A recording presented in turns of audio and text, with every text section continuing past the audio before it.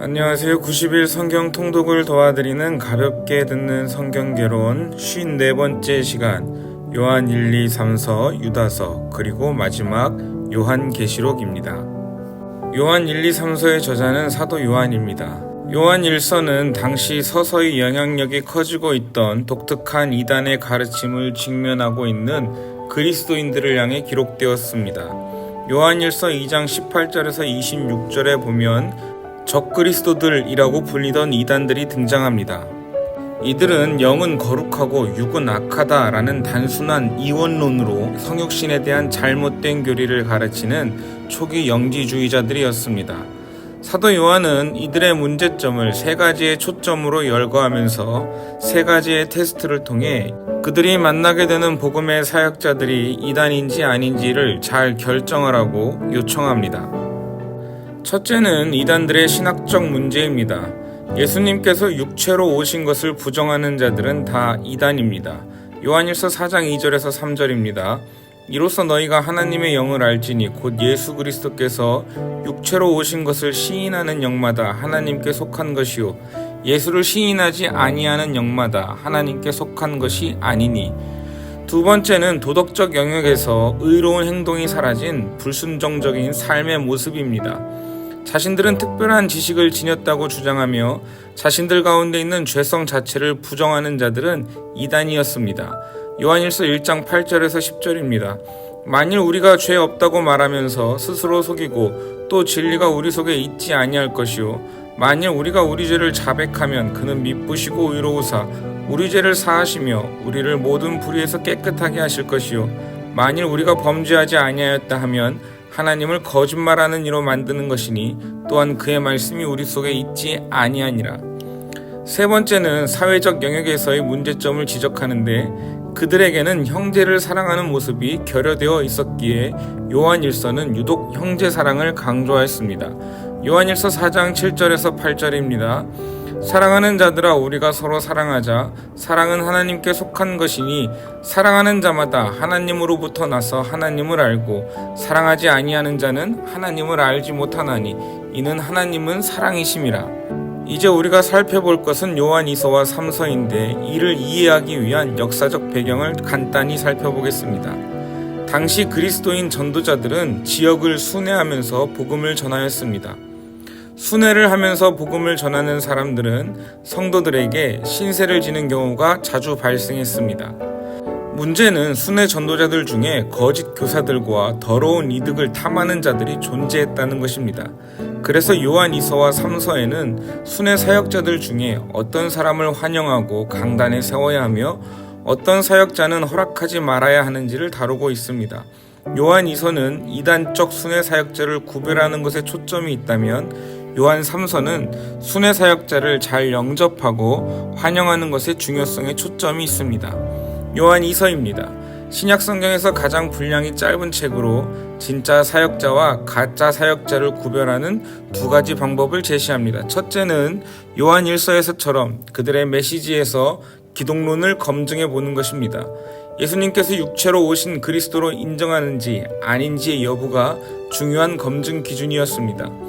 둘째는 그들의 동기가 진짜 순수한지 살펴보는 것입니다. 이러한 기준과 비교를 위해 12제자의 가르침을 모아놓은 디다케라는 1세기 말의 문서에는 더 세밀한 사역자 구별 요령이 기록되어 있습니다. 예를 들자면 다음과 같은 것입니다. 하루, 필요하다면 이틀까지 머물 수 있으나 만약 3일을 머물면 가짜 선지자이다. 둘째, 다른 곳으로 떠날 때 여행에 필요한 만큼 먹을 것을 받을 수 있으나 금전을 요구한다면 가짜이다. 성령의 영감에 따라 말한다고 하면서 다른 이들을 위한 모금 외에 추가적인 금전을 요구한다면 가짜이다. 와 같은 내용들입니다. 요한 3서를 살펴보겠습니다. 가이오라는 수신자에게 쓴 개인적인 서신입니다. 손님을 접대하는 것과 관련하여 진리와 사랑이라는 이슈를 다룹니다. 그 중에서도 손님 접대하기를 거부하면서 다른 사람들의 접대마저 방해하는 일과 그 일에 앞장서고 있는 교회 안에서 으뜸되기를 좋아하는 디오드레베에게 경고를 주는 내용입니다. 이 디오드레베라는 사람은 이단을 경계한다는 구실을 내세워 자신의 권위와 성을 쌓고 있었으며 선한 지도자들을 맞이하여 대접하는 것까지 금지하였습니다. 요한 3서 1장 5절에서 6절은 다음과 같이 말씀합니다. 사랑하는 자여, 내가 무엇이든지 형제 곧 나그네 된 자들에게 행하는 것은 신실한 일이니 그들이 교회 앞에서 너의 사랑을 증언하였느니라. 내가 하나님께 합당하게 그들을 전송하면 좋으리로다. 다음은 유다서입니다. 유다서 1장 1절은 이렇게 시작합니다. 예수 그리스도의 종이요 야고보의 형제인 유다는 부르심을 받은 자 곧 하나님 아버지 안에서 사랑을 얻고 예수 그리스도를 위하여 지키심을 받은 자들에게 편지하노라. 이 유다는 처음에는 예수님을 믿지 않다가 나중에 부활하신 주님을 만나고 믿은 예수님의 동생입니다. 수신자는 팔레스타인에 있는 유대인 그리스도인들입니다. 짧은 서신이지만 저자는 이단들을 어떻게 대해야 하는지를 알려주고 이단들을 향해 경고와 강한 정죄의 메시지를 전하기 위해서 유다서를 기록했습니다. 유다서 또한 초기 영지주의적 요소를 지닌 이단을 다루고 있습니다. 특별히 육체와 관련한 도덕 무용론에 가까운 방탕 영지주의적 요소를 강조했던 자들로 추정됩니다. 육체란 악한 것이며 어떻게 사용하든 구원과 관계가 없기 때문에 방탕하고 부도덕하게 사는 것 역시 문제가 되지 않는다고 가르쳤습니다. 유다서 1장 17절에서 21절까지 이렇게 말씀합니다. 사랑하는 자들아, 너희는 우리 주 예수 그리스도의 사도들이 미리 한 말을 기억하라. 그들이 너희에게 말하기를 마지막 때에 자기의 경건하지 않은 정욕대로 행하며 조롱하는 자들이 있으리라 하였나니 이 사람들은 분열을 일으키는 자며 육에 속한 자며 성령이 없는 자니라.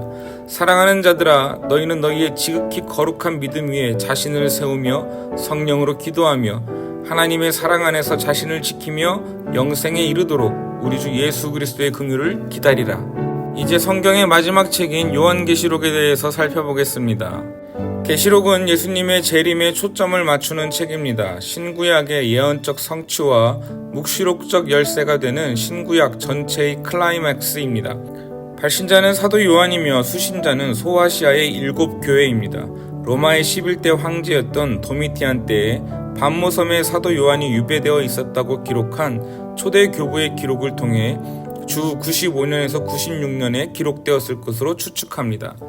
계시록은 심판자로 오실 예수님의 재림에 대해 말씀하면서 믿지 않는 자들에게는 다가올 심판에 대해 경고를 주고 믿는 자들에게는 거룩한 삶을 살 것을 격려합니다. 계시록에는 상징적인 숫자들이 자주 나오는데 4는 땅의 수, 7과 10은 온전한 수, 12는 하나님 백성의 수, 12,000은 12에 10의 3승을 곱한 수로 상징적인 의미를 가지고 있습니다. 현대의 우리에게는 익숙하지 않은 상징적인 표현들이 많아 해석하는데 어려움이 있습니다. 이분법적인 묵시록적 관점이 가득한 것도 특징입니다. 하나님께 속한 자와 용과 짐승에 속한 자, 땅에 거하는 자와 하늘에 거하는 자, 음녀 바벨론이냐 아니면 어린 양의 신부 새 예루살렘이냐, 이렇게 둘 중에 하나를 선택하는 것 외에는 다른 것이 존재하지 않습니다. 당시 그리스도인들이 당해야 했던 고난과 순교라는 역사적 상황에서 예수님이 죽음으로 악을 이기신 것을 강조하며 모든 믿는 사람이 고난과 순교 가운데서도 참 제자로 살 것을 당부합니다. 짐승을 따르는 자들의 비참한 최후와 어린 양 예수를 따르는 자들이 궁극적으로 승리하는 모습을 대비시켜서 그리스도인들이 고난 중에 어떤 선택을 해야 하는지 가르쳐 줍니다. 계시록의 목적지는 가장 끝에 나오는 새 예루살렘입니다. 새 예루살렘은 하나님의 성전으로 회복된 에덴으로 묘사됩니다. 하나님의 얼굴을 보며 영원히 거할 수 있는 그곳을 향한 초대가 핵심 메시지입니다. 계시록 22장 1절에서 5절에 이렇게 말씀합니다. 또 그가 수정같이 맑은 생명수의 강을 내게 보이니 하나님과 및 어린 양의 보좌로부터 나와서 길 가운데로 흐르더라. 강 좌우에 생명나무가 있어 12가지를 맺되 달마다 그 열매를 맺고 그 나무 잎사귀들은 만국을 치료하기 위하여 있더라. 다시 저주가 없으며 하나님과 그 어린 양의 보좌가 그 가운데 있으리니 그의 종들이 그를 섬기며 그의 얼굴을 볼 터이요 그의 이름도 그들의 이마에 있으리라. 다시 밤이 없겠고 등불과 햇빛이 쓸데없으니 이는 주 하나님이 그들에게 비치심이라. 그들이 세세토록 왕노릇하리로다. 계시록을 읽을 때 주의할 것이 있습니다. 미래를 말하고 있지만 오히려 그 미래를 염두에 두고 현재를 어떻게 살아가야 하는가를 가르쳐주는 매우 현재 중심적인 책이라고 할 수 있습니다. 종말에 대한 올바른 이해를 통해 예수님을 믿는 모든 자가 그분의 참 제자답게 살아가도록 초대하고 있습니다. 그러므로 계시록의 메시지를 제대로 이해하는 사람은 자신의 현실에 힘쓰며 살아갈 수밖에 없습니다. 90일 동안 마지막까지 성경 통독에 힘쓰신 우리 성도님들 사랑하고 축복합니다.